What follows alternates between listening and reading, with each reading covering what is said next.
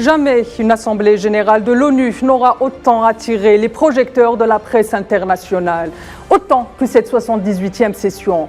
Et pour cause, le monde fait face à d'importants bouleversements, des bouleversements qui justement ont été sonnés comme des vérités lors du discours prononcé par le président algérien Abdelmadjid Tebboune à cette occasion.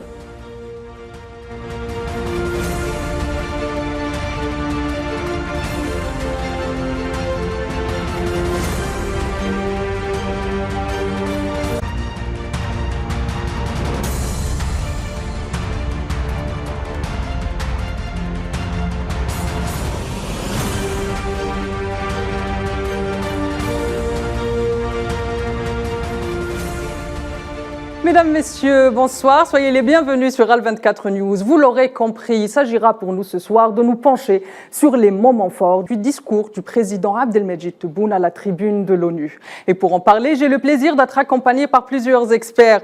Ahmed Belkacem, professeur en droit international. Bonsoir, monsieur Ahmed Belkacem. Merci d'avoir accepté notre invitation. Abdelkader Soufi est également au plateau avec moi ce soir. Bonsoir, monsieur Abdelkader Soufi. Merci. Je serai également accompagné depuis Paris de Gamel Abina, expert des questions internationales. Bonsoir Gamel. Bonsoir Tina. Et de Omar Benbarti qui nous rejoint depuis Oran, il est analyste politique. Bonsoir monsieur Benbarti. Bonsoir Tina. Messieurs, avant d'entamer cette émission et de rentrer dans le vif du sujet, je vous propose un tour de table. Je voudrais vos avis quant à ce que vous considérez lors de cette 78e session comme étant les moments forts justement de cette rencontre qui a quand même rassemblé plusieurs délégations des pays membres de l'ONU. Je commence avec vous, monsieur Ahmed Belkacem. Quels sont pour vous les moments forts de ces 2 jours de réunion, de conclave?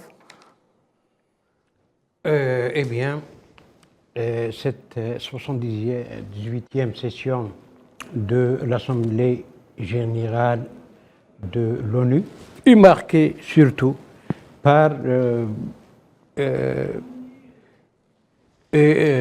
cette guerre russo-ukrainienne qui a défrayé la chronique, et en plus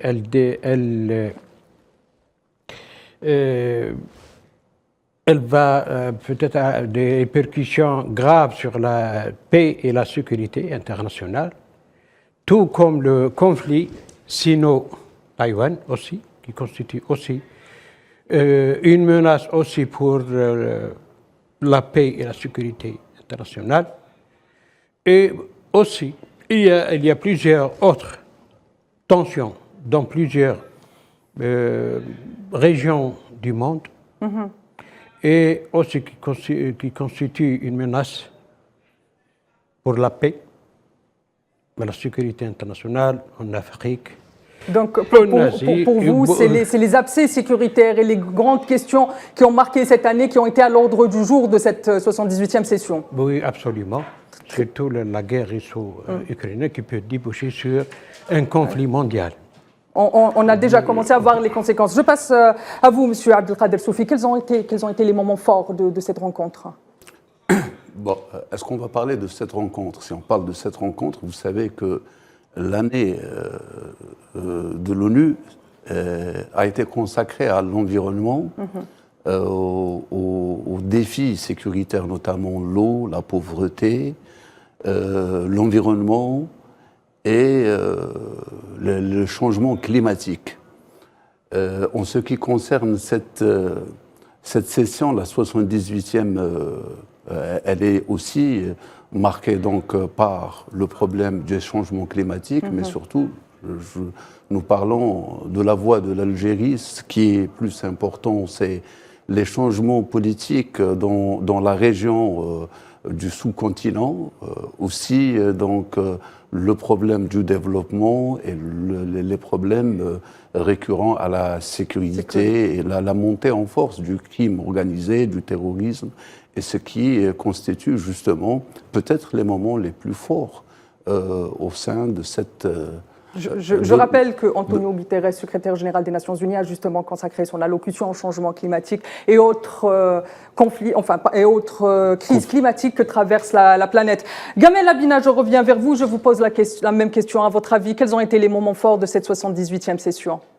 On l'a vu déjà dans un premier temps, si on parle que du discours de M. Tebboune, qu'il a axé son discours sur le droit, évidemment les questions de droit, les questions du droit du peuple sahraoui, qui a été relayé d'ailleurs par l'Afrique du Sud, il faut le rappeler, pas seulement des pays sud-américains, mais surtout on se rend bien compte que la question du droit est centrale, mais pas seulement, la répartition des pouvoirs, la question ça a été dit à l'instant, du réchauffement climatique, qui aura un impact délétère sur les pays du Sud, la question liée aux répartitions des pouvoirs à l'ONU, de la richesse évidemment, et cette session spéciale surtout donne lieu à l'idée qu'il y a un monde nouveau qui vient de naître avec la guerre en Ukraine, qui a une bascule avec un discours de la part de Poutine plutôt multilatéral, un monde qui serait plus multipolaire et non pas unipolaire comme ça l'a été pendant 30 ans avec les États-Unis, et l'idée qu'il y a une répartition des pouvoirs dans le monde qui va changer avec des rapports de force qui changent, l'arrivée des BRICS, l'élargissement des BRICS, BRICS+, l'élargissement du G20 qui commence à avoir un point prépondérant avec l'Afrique, et la question africaine qui a toujours été mise à la marge et qui aujourd'hui est centrale, puisqu'elle est centrale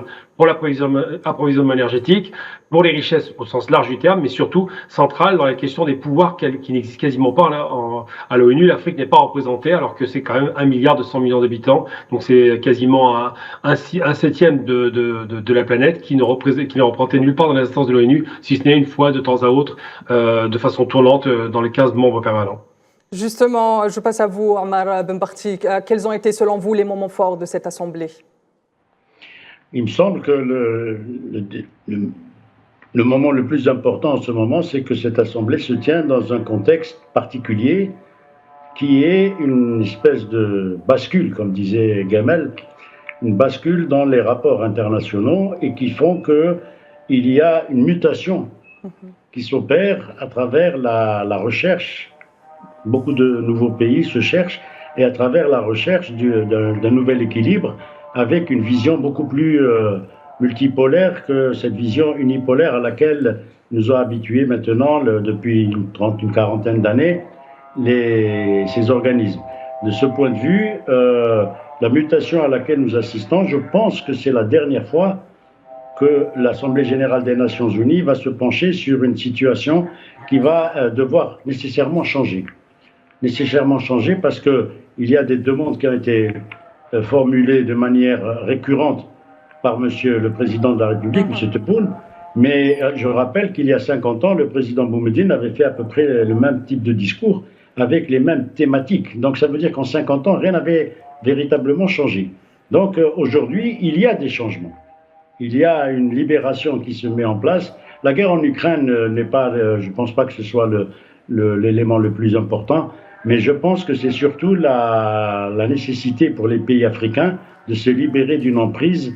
Et ça, nous assistons, je crois, à une révolution dans laquelle nous sommes partie prenante. Très bien.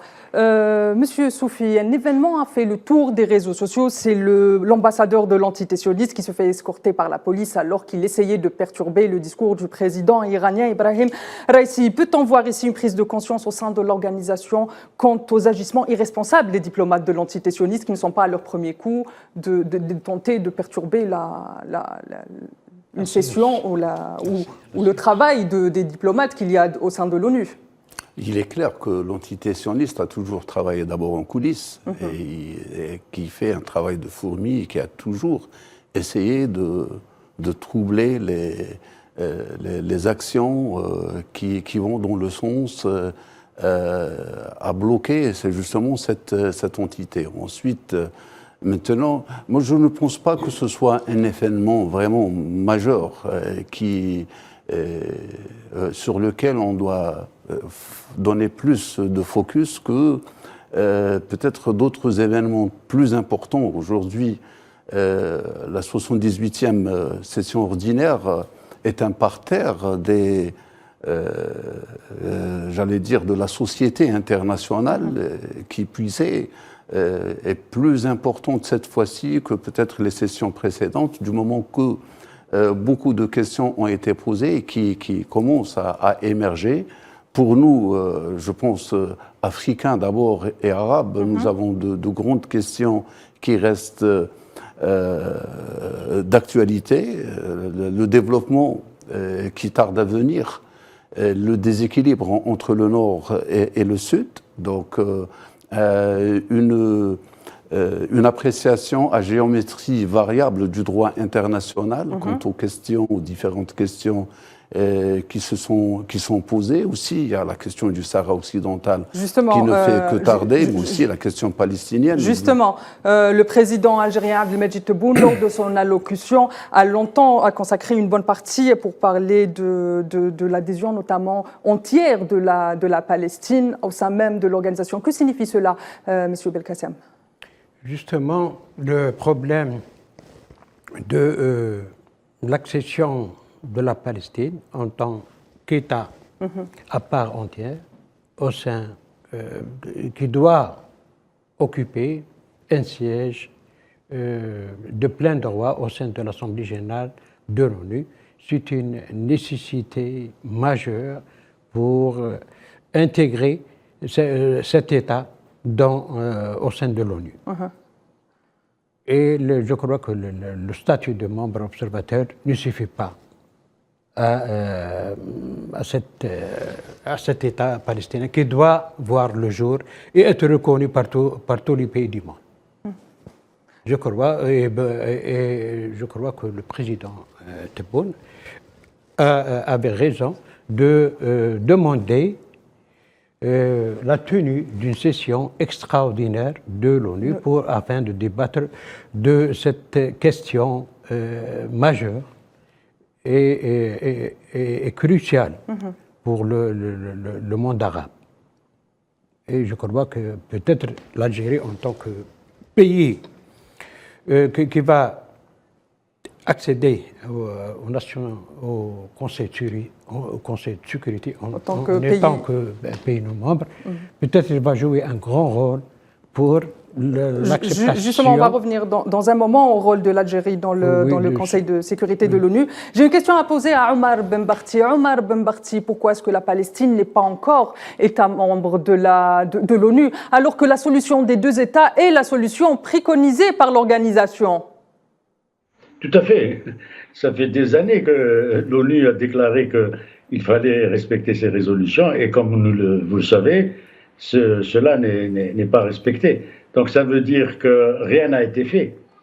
Et l'entité sioniste continue de développer davantage la colonisation, le peuplement et le harcèlement, l'assassinat, les crimes contre ces malheureux Palestiniens.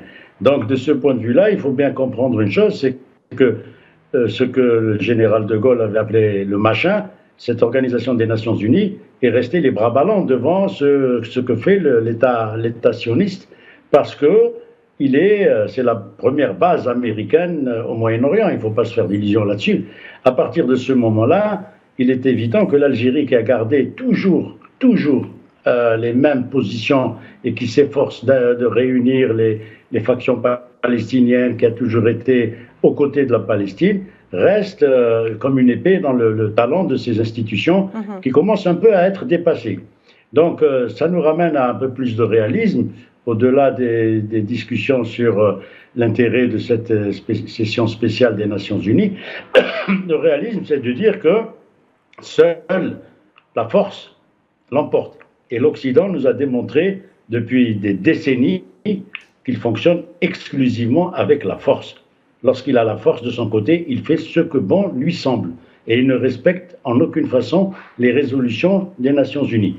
Donc, on a beau dire, on a beau faire, on peut développer tous les principes que l'on veut, on peut faire des discours, on peut être sur les forums internationaux, mais il reste que ces institutions qui sont dépassées doivent maintenant appliquer une nouvelle vision du monde. Et cette nouvelle vision du monde, elle se met en place avec ou sans eux. Monsieur Abdelkader Soufi, la question sahraoui a également été, la dernière colonie d'Afrique, a également été à l'ordre du jour du discours du président Abdelmejid Tebboune. Le président Abdelmejid Tebboune a parlé d'un fait illégitime, dont la légitimité qui a du mal à passer. Qu'en pensez-vous, monsieur Abdelkader Soufi? C'est clair que la question du Sahara occidental reste une question de droit international, du moment que le Conseil de sécurité s'en est saisi depuis 90-91 de la question et que l'ONU a dépêché une mission qui est la MINURSO afin d'organiser un référendum et qu'une mission de 6 mois se fait maintenant depuis 30 ans, se fait attendre depuis 30 ans. Je crois que le 13 novembre déjà 2020, et les événements de Guergueret ont relancé cette question. C'est tant mieux. Antonio Guterres prend le taureau par les cornes. Les Américains sont en train de changer de position, notamment avec la dernière mission d'un haut responsable américain. Et c'est tant mieux que l'Algérie doit donc d'abord, par acquis de conscience et parce que c'est un pays qui adhère totalement au droit international et à la Charte des Nations Unies, et que cette question qui est de l'ordre de la commission, de la 4e commission, doit aboutir et doit l'opinion, plutôt l'Assemblée générale, doit agir et exercer une pression surtout sur le Conseil de sécurité et ceux qui bloquent à l'intérieur du Conseil de sécurité pour que l'on puisse aller définitivement vers ce référendum et donc permettre aux Sahraouis de dire leurs mots, qu'ils veulent être indépendants ou pas. Cela dépendra effectivement d'eux, car ils restent un peuple victime de machinations et victimes d'intérêts interposés des uns et des autres qui ont permis à cet État vassaillant et de servitude du Maroc de servir le droit d'autrui à travers cette colonisation. Le président sud-africain emboîte le pas à son homologue algérien sur la question du Sahara occidental. Gamel, la relation, bien la convergence de vues entre Alger et l'Afrique du Sud n'est pas nouvelle. Plus de détails sur ce point, justement.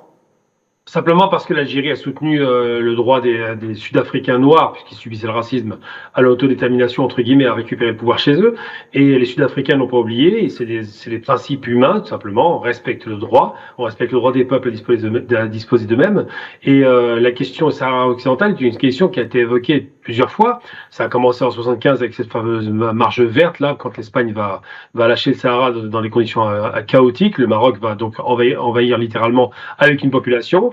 Et puis, c'est Hassan II qui le voulait pour agrandir ses ambitions. Il avait le rêve du grand Maroc. Donc, c'était pas seulement le Sahara occidental. Il voulait aussi une partie de l'Algérie. Il voulait aussi une partie du Mali. Il voulait la Mauritanie. Bref, c'est vraiment l'idée du grand Maroc qui rappelle d'ailleurs Eretz Israël. Hein. C'est même le même délire un petit peu grandiloquent de la part d'un petit monarque. Et ce qui se passe, c'est que dans les années 90, on avait eu l'impression, avec le plan Baker, que les Marocains étaient avec une pression qui était réelle, hein, prêts à peut-être pouvoir ouvrir la voie à une négociation et éventuellement à un référendum. C'est ce qui était prévu. Sauf que le référendum a été annulé pour des raisons que vous connaissez, à savoir que le roi voulait absolument y inclure des Marocains qui étaient arrivés après 75, donc ça a posé problème. Depuis, c'est gelé. C'est un conflit qui s'est réouvert il y a 3 ans.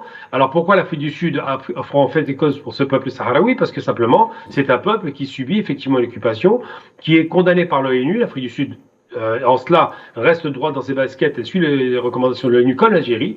Et les rapports de force font que le Maroc a des alliés qui l'appuient. On l'a vu avec Trump dans son plan d'échange de reconnaissance du Sahara par rapport à la question de ce fameux accord avec Israël de paix. Donc tout ça, c'est du marchandage, mais dans le principe du droit stricto sensu, le Maroc ne respecte pas le droit, d'ailleurs comme Israël ne respecte pas sur la Palestine, et à chaque fois qu'il s'est enfreint, à chaque fois que ces lois de l'ONU sont enfreintes, évidemment, il y a des conflits qui s'allument. Donc aujourd'hui, pourquoi est-ce que l'Afrique du Sud est proche de l'Algérie là-dessus, et d'autres pays d'ailleurs? Simplement parce qu'elle considère qu'il y a bien un peuple qui est lésé, qu'on ne veut pas consulter. Et moi, je suis comme les Sud-Africains là-dessus. On pose la question aux Sahraouis, ça a été dit sur le plateau, s'ils veulent être Marocains, qu'ils le soient, s'ils ne veulent pas, qu'ils ne le soient pas, et ça s'arrête là. Mais les Marocains ne l'entendent pas de cette façon pour des raisons simplement économiques. Il y a du phosphate en grande quantité dans cette région. Très bien. Les abcès sécuritaires sahéliens n'étaient pas en reste de ce discours. Je vous propose d'écouter un extrait du président algérien Abdelmajid Tebboune. بالنسبة لوضع المستجد في الجار النيجر فالجزائر تؤكد تمسكها بالعودة إلى النظام الدستوري بالطرق السلمية وتغليب الحلول السياسية والدبلوماسية واحترام متطلبات دولة القانون وتدعو إلى توخي الحذر أمام نوايا التدخل العسكري الأجنبي لما له من عواقب خطيرة على أمن واستقرار النيجر والمنطقة كلها.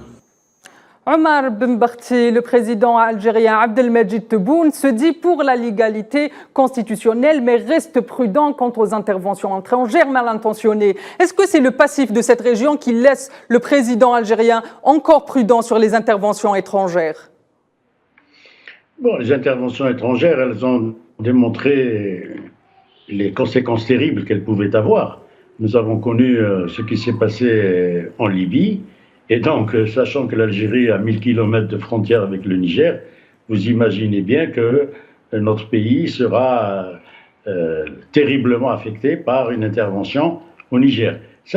Mais cela reste une hypothèse fallacieuse dans la mesure où, maintenant qu'il y a la création de l'association des États du Sahel, je doute fort, aussi bien le néocolonialisme français que les vassaux qui sont au niveau de la CEDEAO, je doute fort que ceux-ci soient en mesure d'aller attaquer un pays comme le Niger, pour des tas de raisons objectives sur lesquelles il n'y a pas lieu de revenir ici. Mais toujours est-il que l'Algérie attire l'attention, et elle a été très ferme dans sa position, sur le fait qu'elle était tout à fait opposée à une ingérence ou une intervention militaire dans la zone. Et pour cause.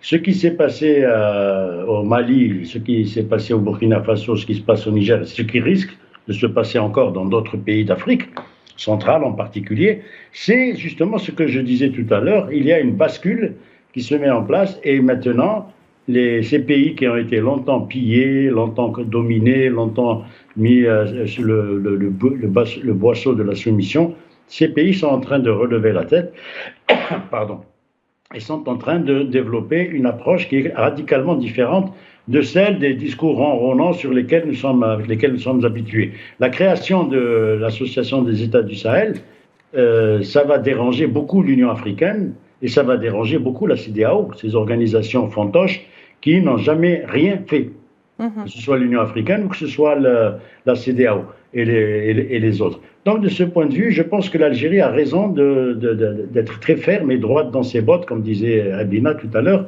parce que on ne peut pas tergiverser avec ce genre de situation. Il faut que ce monde occidental apprenne ou découvre ou accepte que les choses changent et qu'on devient multipolaire, que ce ne soit pas uniquement la vision occidentale qui soit la seule déterminante dans l'approche des questions internationales.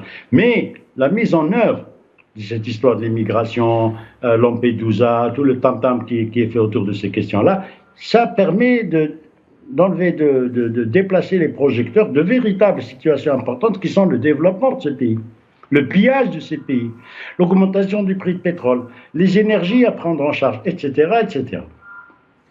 Monsieur Abdelkader Soufi, comme vient de le dire Omar Ben Barti, l'enjeu est aussi un nouvel ordre mondial. Et justement, cette question, Abdelmejid Tebboune a plaidé en faveur d'un changement des relations mondiales assurant, je cite, l'égalité de la coopération entre les nations. Ce n'est pas le cas pour le moment, monsieur Abdelkader Soufi. Est-ce que vous pouvez nous en dire plus ? Oui, absolument. D'ailleurs, on peut prendre comme exemple le problème qui se pose dans le sous-continent, et nous sommes confrontés à une impasse sécuritaire qui a engendré deux problématiques. La première problématique, c'est ce nombre de coups d'État répétés donc un peu partout en effet domino. Et la deuxième problématique, c'est l'interventionnisme, étranger. Donc, c'est le facteur exogène. Devant ceci et cela, une grande dialectique.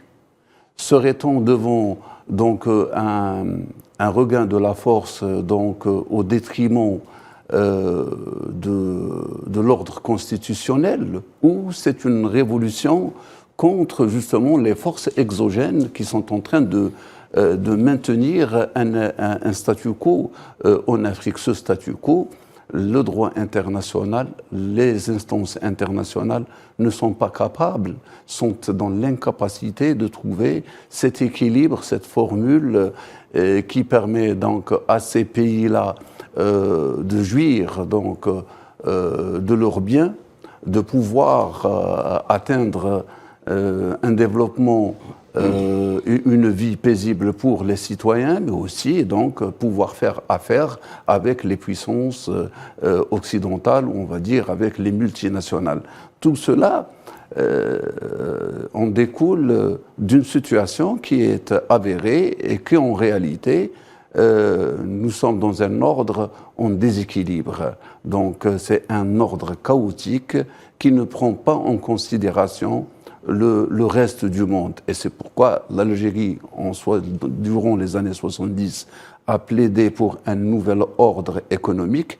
Et au jour d'aujourd'hui, nous revenons à la charge. Et c'est cet ordre économique qui a créé les impasses et la problématique sécuritaire. C'est pourquoi je crois que l'Algérie a raison de remettre la question à l'ordre du jour, et je crois que beaucoup de pays maintenant, non seulement les pays du reste du monde, mais aussi de grandes puissances sont aussi intéressés par cette réforme de l'ONU. Et je finis là. Je me permets de vous couper. On a vu aussi le discours du président Lula qui a été en faveur de cet ordre mondial, etc. Est-ce qu'on peut dire aujourd'hui que l'Algérie, le Brésil, l'Afrique du Sud et plein d'autres pays sont les pivots de ce changement auquel appellent de ses voeux les peuples notamment? Je crois que ce n'est pas pour rien que l'Algérie a été élue en tant que membre non permanent au Conseil de sécurité. C'est parce qu'elle a présenté une feuille de route, un programme, et que dans ce programme-là, il y a cette notion de nouvel ordre mondial. Et ceux qui ont voté pour l'Algérie, ce sont l'ensemble des États, pratiquement toute l'Organisation des Nations Unies, tous les membres composant l'Organisation des Nations Unies, en passant par le groupe des 77, les non-alignés, le Haut Conseil islamique, l'Afrique, donc les pays arabes. Et cela dit que la question de la réforme du Conseil de sécurité est plus que urgente, parce que, en définitive, le Conseil de sécurité reste piégé entre les 5 grandes puissances, et ces 5 grandes puissances, ce sont elles qui jouissent justement des avantages de la mainmise, exactement, sachant que, et pour beaucoup, je veux revenir dessus, que le droit de veto africain est entre les mains de la France, car ce sont les 14 pays africains qui ont signé pour que la France puisse avoir ce droit.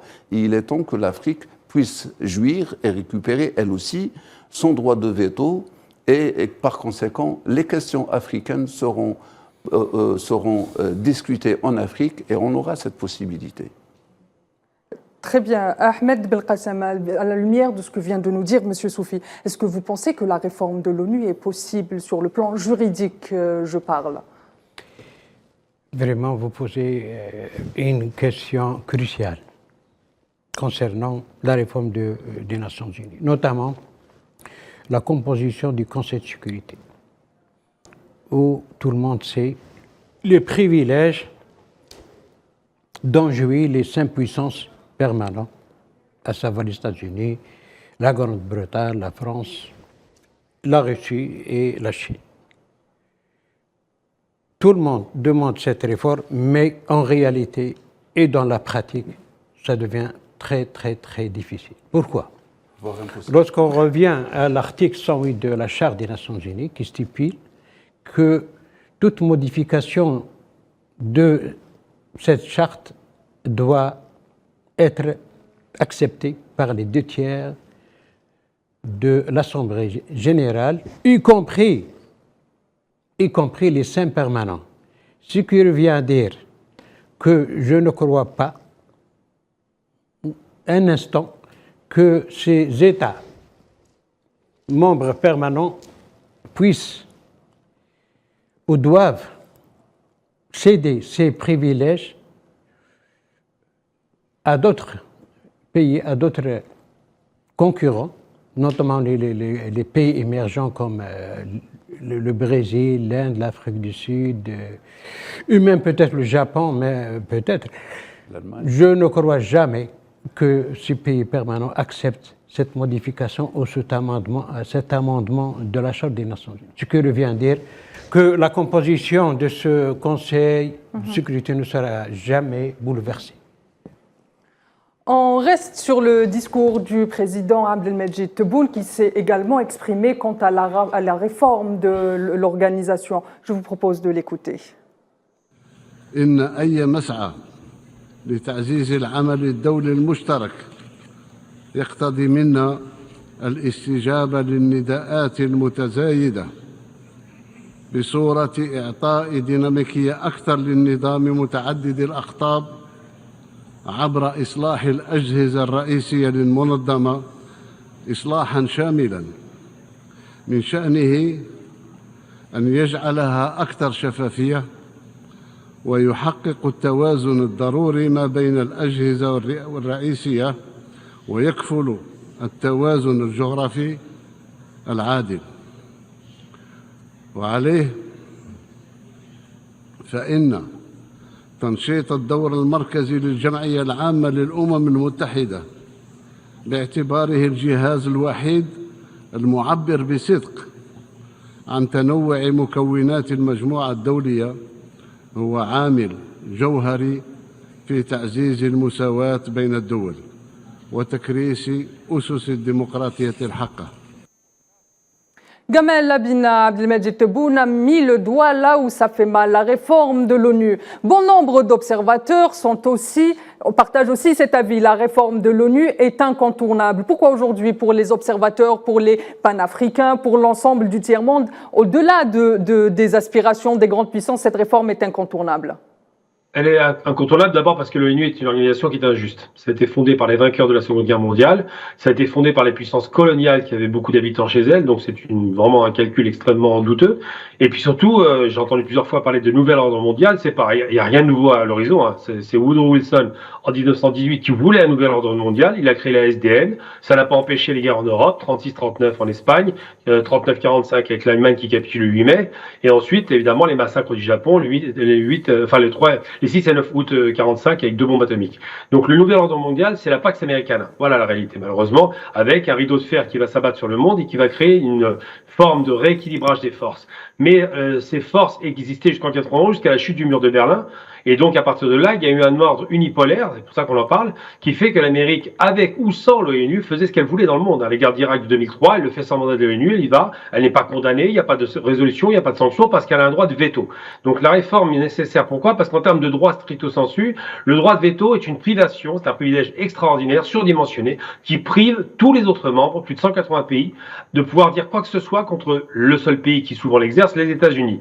La France et l'Angleterre étant ses alliés naturels et traditionnels, ils ont tout intérêt à suivre le menteur américain. Sur la question palestinienne, par exemple, quel que soit ce qui est voté à l'ONU, c'est systématiquement mis par terre et foulé aux pieds par le droit de veto, souvent exercé par le meilleur allié des États-Unis, d'Israël, donc de l'État sioniste, que sont les États-Unis. Les États-Unis ont une base permanente au Moyen-Orient qui s'appelle Israël, c'est comme ça qu'on l'appelle, cette base, et ils feront tout pour la préserver, indépendamment de l'ONU. Donc la réforme de l'ONU, c'est quoi? C'est d'abord deux choses: répartition des pouvoirs plus équitable à travers le monde avec d'autres pays.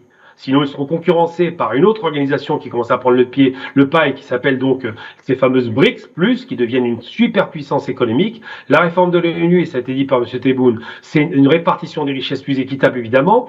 Un arrêt du sabotage économique. On parle beaucoup de développement africain, mais il y a eu un arrêt du développement, un développement arrêté, et non pas une Afrique en voie de développement. C'était une volonté de la part de ceux qui l'ont contrôlé, pour le coup, je parlais des pouvoirs néocoloniaux. Et surtout, la réforme de l'ONU, c'est une question de droit et d'équité. Comment se fait-il qu'une minorité de la planète, à peu près 20%, confisque tous les pouvoirs à 80% de la planète? Comment se fait-il que cette ONU, qui est bancale, puisqu'il y a ce droit de veto qui fait que chaque fois qu'il y a un problème, il y a un blocage, eh bien, la majorité des peuples ne puissent pas s'exprimer? Comment se fait-il que cette ONU ne puisse pas imposer par le droit et par des mesures coercitives, par exemple, la répartition, ne serait-ce que le prix du blé? Je veux dire, c'est quand même incroyable qu'il soit confisqué aux États-Unis. C'est eux qui font la cotation, alors que le reste du monde subit cette loi. C'est un diktat permanent. Et comment se fait-il, surtout, pour finir mon propos, que l'ONU continue à siéger à New York, qui est tout sauf neutre? L'ONU aurait dû siéger au moins en Suisse à minima, de telle sorte qu'on puisse avoir quand même un rapport un peu moins délétère. Donc ces questions sont soulevées avec acuité, et le président algérien rappelle, même si l'ONU, à mon sens, n'a pas beaucoup de sens, mais rappelle que si l'ONU était une organisation démocratique, car on parle de démocratie, il n'y aurait pas de droit de veto évidemment, et il y aurait une représentation plus importante des pays du Sud, ce qui n'est pas le cas aujourd'hui. Omar Benbarti, à la lumière de ce que vient de nous dire Gamel Labina et aussi les faits qui sont là, notamment les interventions étrangères injustes et non justifiées à l'encontre de la Syrie et de l'Irak, et les exemples sont nombreux, le statu quo comme vient de l'expliquer Gamel Labina, est-ce qu'on peut pointer du doigt directement les grandes puissances dans ce rôle négatif? Absolument, absolument. Ça a été bien dit, l'Organisation des Nations Unies n'a rien de démocratique. Le fait même qu'il y ait un Conseil de sécurité dans lequel siègent 5 superpuissances et qui ont droit de veto, c'est-à-dire elles font ce qu'elles veulent, lorsque vous n'êtes pas d'accord et qu'elles ne sont pas d'accord, elles expriment leur droit de veto.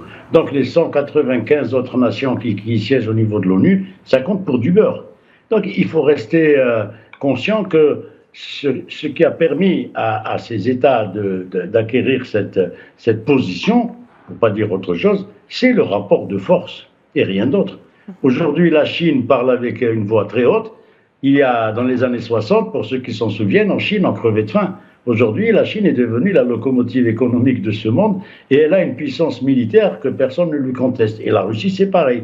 Donc, à partir de ce moment-là, quand on fait une analyse objective de ces situations, je suis désolé de le dire, mais le baratin sur les textes de loi, le droit international, ou ce que fait le secrétaire général de l'ONU, etc. Rappelez-vous qu'un secrétaire général comme Daga Marshall avait été assassiné, mais assassiné par qui? Bon, on le sait maintenant, 70 ans après. Et à partir de ce moment-là, seule la capacité de peser militairement et avec la force sur un processus va permettre de fixer, comme disait tout à l'heure notre ami Abina, de fixer le prix du blé ou de décider de ceci ou de décider de cela. Donc il ne faut pas rêver, il ne faut pas qu'on se perde dans les méandres du baratin que nous sert l'Occident, la communauté internationale. Ça ne veut rien dire, ça n'existe pas la communauté internationale. Tout à l'heure, je le disais, ça a été répété, Israël c'est la plus grande base militaire des États-Unis d'Amérique au Moyen-Orient. Ce n'est rien d'autre. Ce n'est pas un État, il faut être sérieux. Ce qui se passe actuellement dans les pays d'Afrique, c'est une lutte féroce que mènent certains pays pour se développer et se libérer d'une tutelle qui les étouffe, qui les écrase, qui les pille, qui les spolie, qui les domine, qui les soumet, et ça ne peut pas durer. Donc à partir de ce moment-là, ce vers quoi nous allons, ce n'est pas de transformer des textes de la charte de ceci ou de la charte de cela, c'est de s'imposer à travers d'autres structures. Et j'ai été très heureux d'entendre dire qu'il y a de nouvelles organisations qui se mettent en place, comme les BRICS, ou bien, comme encore ce que j'ai dit tout à l'heure, sur la création des États du Sahel, qui va contrebalancer les coquilles vides que sont devenues. L'Union africaine, ça ne sert à rien. On paye des gens, enfin on paye, c'est pas nous on paye, l'Algérie elle paye bien sûr. Monsieur Omar Benbarti, on reste sur l'ONU aujourd'hui. On va se pencher sur la question de l'Union africaine lors du prochaine session extraordinaire de l'ONU. Je reviens vers vous, Monsieur Ahmed Belkacem, à la lumière de ce que vient de dire Gamel Abina et aussi Monsieur Omar Benbarti. Est-ce qu'aujourd'hui, finalement, la réforme de l'ONU s'impose au sein de l'organisation, où elle ne peut pas s'imposer comme une question virale au sein, parce qu'on sait que l'Algérie va être membre non permanent du Conseil de sécurité, et en plus l'Algérie, par la voix de son président lors de cette tribune, a plaidé pour 2 sièges pour l'Afrique en tant que membre non permanent. C'est une responsabilité de 2 sièges. Oui, bien sûr. Cette question doit être imposée, bien sûr, mais qu'en est-il de la réalité? Il faut être réaliste. Donc, je voulais dire que les États du tiers-monde, notamment les États africains, doivent lutter longuement pour pouvoir faire approuver cet espoir, oui, c'est un grand espoir pour les États africains d'avoir au moins un siège permanent au sein du Conseil de sécurité. Mais sincèrement, moi, je ne crois pas que les 5 permanents, notamment les pays occidentaux, les 3 puissances, acceptent cette modification ou cet amendement. Mais ça ne veut pas dire que les États africains doivent baisser les bras. Ils doivent lutter longuement, comme ils l'ont lutté pour l'indépendance. Très bien. On sait que, je passe vers vous, Monsieur Abdelkader Soufi. Aujourd'hui, les pays africains ou bien les pays du Sud globalisés de façon générale entament une deuxième partie de leur histoire. On a vu, notamment avec tout ce qui se passe au Sahel. Et quels seront les enjeux finalement de ce Sud globalisé au sein de l'organisation onusienne ou au sein en particulier? Moi, je crois que nous assistons à un éveil en Afrique. Donc c'est ce panafricanisme qui prend forme. La douleur humaine, quand elle dort, elle n'a pas de forme, mais elle prend la forme de ce qui la réveille. Ce qui a réveillé les Africains, c'est cette injustice qui n'a fait que trop durer et qui a créé donc ces déséquilibres majeurs avec tous ces changements climatiques, la spoliation de leurs biens et surtout maintenant une diaspora beaucoup plus lucide, apte et capable à mener une nouvelle lutte contre ce colonialisme économique et politique. Et d'ailleurs, cet effet domino que connaissent les pays, notamment de francophones, est une forme de révolte plus qu'une forme de destitution de pouvoir.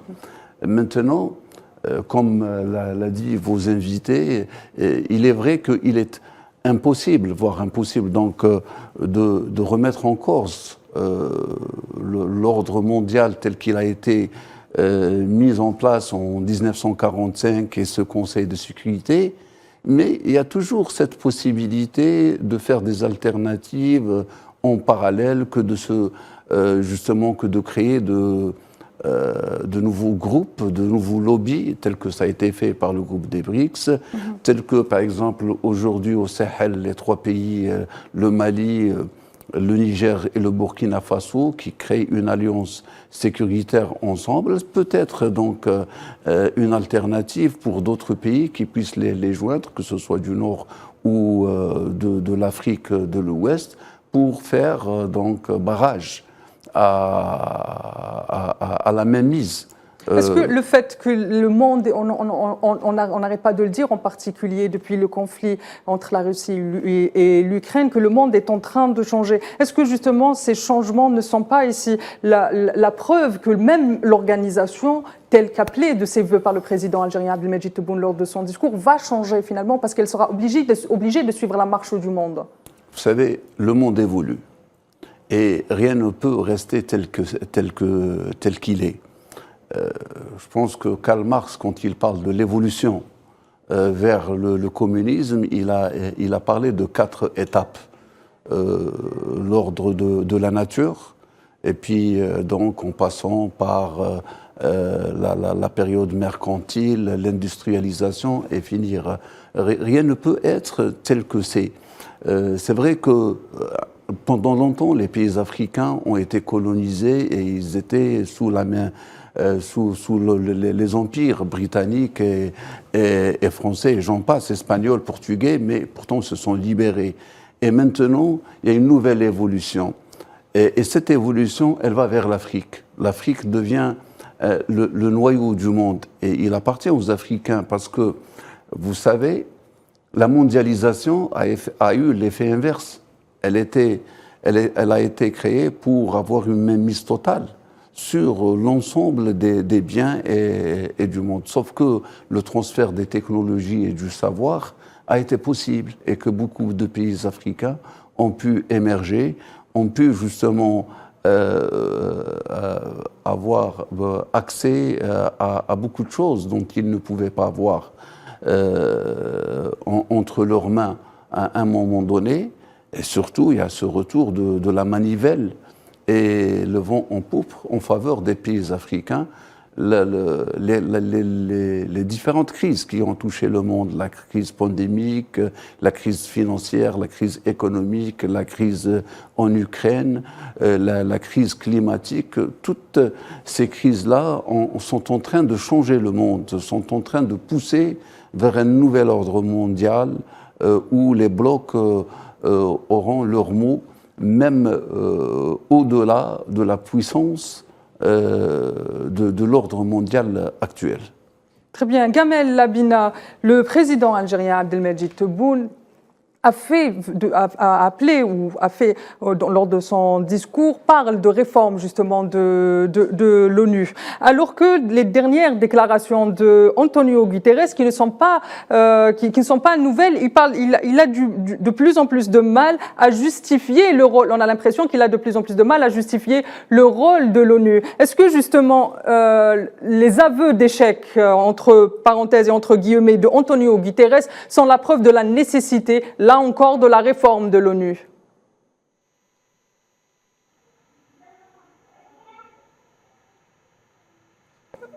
Je crois. Je passe à Omar Ben Barti avec la même question. C'est bon, ça fonctionne de nouveau. Vous m'entendez? On vous entend, Gamel, oui. Excusez-moi, il y a un petit bug. Donc je disais, oui, le 21 juin 45, on a fondé l'ONU et donc ça aurait dû être un printemps ou un été des peuples. Ça n'a pas été le cas puisque 2 ans plus tard, ce qui s'est passé, c'est qu'ils ont fait la partition de la Palestine. Donc première faute de l'ONU qui a été faite sur le dos d'un peuple sans le consulter. Je le rappelle tout de même, à une époque où tous les États arabes étaient colonisés quasiment. Donc ça a commencé par des injustices. Ensuite, le seul moment on dira où l'ONU a été à la hauteur, c'était en 88 avec Pérez de Colar, donc ce secrétaire général, qui a obtenu la fin de la guerre Iran-Irak. C'était un véritable coup. Le seul coup extraordinaire de l'ONU, sinon systématiquement c'était les catastrophes. 91, la guerre d'Irak, évidemment, destruction de l'Irak. Ensuite, il y a eu l'histoire de la Libye en 2011. Quasiment tous les 10 ans, l'ONU va commettre une faute politique considérable qui aura des conséquences très lourdes. La question aujourd'hui qui se pose, c'est pas tellement la réforme politique de l'ONU, même si elle est nécessaire. La question qui se pose, ça a été amené d'abord par Boumedienne, rappelons quand même que c'est un homme intelligent, qui a parlé du néocolonialisme économique et que l'Afrique s'exposait à cela. Et bien aujourd'hui, à nouveau, on peut parler de réforme. Ce fameux nouvel ordre mondial doit être une réforme d'un nouvel ordre mondial économique. Et il se trouve que l'ONU commence à être dépassée, c'est ce que Gutiérrez commence à sentir. Il commence à être dépassé par d'autres puissances qui s'organisent entre elles, qui s'organisent sur le plan économique pour l'instant, plus tard sécuritaire, parce que rappelons tout de même que les 2 seules grandes puissances sécuritaires mises en place jusqu'à présent, c'était l'OTAN d'un côté et le pacte de Varsovie, le défunt pacte de l'autre. Sinon, les alliances sécuritaires sont très peu présentes, ça commence à arriver, on le voit en Afrique par exemple. Il n'en demeure pas moins que la réforme principale urgente de l'ONU pour faire face à ce fameux réchauffement climatique, à ces dégradations en termes de l'échange qui font que les pays africains sont toujours si pauvres, eh bien c'est la réforme économique, ce fameux nouvel ordre économique mondial qui doit être mis en place pour faire en sorte que les pays du Sud ne soient plus les vaches à lait de l'Occident, que les pays du Sud ne soient plus les victimes de la surconsommation et de la surpollution de l'Occident, que les pays du Sud puissent avoir un développement nouveau, pas le même type de développement destructeur et ravageur que l'Occident a produit avec le CO2 et avec la destruction des forêts, j'en passe. Donc c'est ça qui doit être à l'esprit des gens. La réforme de l'ONU doit tendre vers cela. Politiquement, il n'y a aucune chance que ça fonctionne parce qu'il y a le droit de veto, mais sur un plan économique, on peut peut-être faire pression, et c'est là où l'Algérie doit jouer sa carte, faire pression pour faire en sorte que l'ONU puisse enfin discuter des questions de répartition de richesses et de rééquilibrage des forces économiques mondiales. Très bien. Monsieur Ahmed Belkacem, comment est-ce que justement l'Algérie va jouer ce rôle, comme vient de le dire Gamel Abina, au sein de l'ONU, avec son siège non permanent qui va bientôt commencer? Oui, je crois que l'Algérie doit jouer ce rôle important et majeur au sein du Conseil de sécurité en tant que membre non permanent. Vu que notre pays est devenu, on peut dire, une puissance régionale, soit sur le plan africain et même sur le plan arabe. Et c'est pour cette position de notre pays que beaucoup de pays espèrent que l'Algérie doit guider cette idée force de amender certaines situations au monde, notamment la solution de plusieurs conflits en Afrique, et même peut-être la crise, la majeure, ou la crise majeure en Afrique, qui est bien sûr le problème du Sahara occidental, qui doit être résolu par l'ONU, notamment par le Conseil de sécurité, et qui doit forcer le régime marocain afin d'organiser cette référendum. Madame, Monsieur, c'est ainsi que s'achève cette émission. J'ai eu le plaisir d'être accompagné de Ahmed Belkacem, expert en droit international, mais aussi de Abdelkader Soufi, professeur en sciences politiques, de Gamel Abina, expert et observateur des questions internationales, et de Omar Ben Barti, analyste politique. Madame, Monsieur, excellente soirée à tous, excellente suite des programmes sur Al 24 News.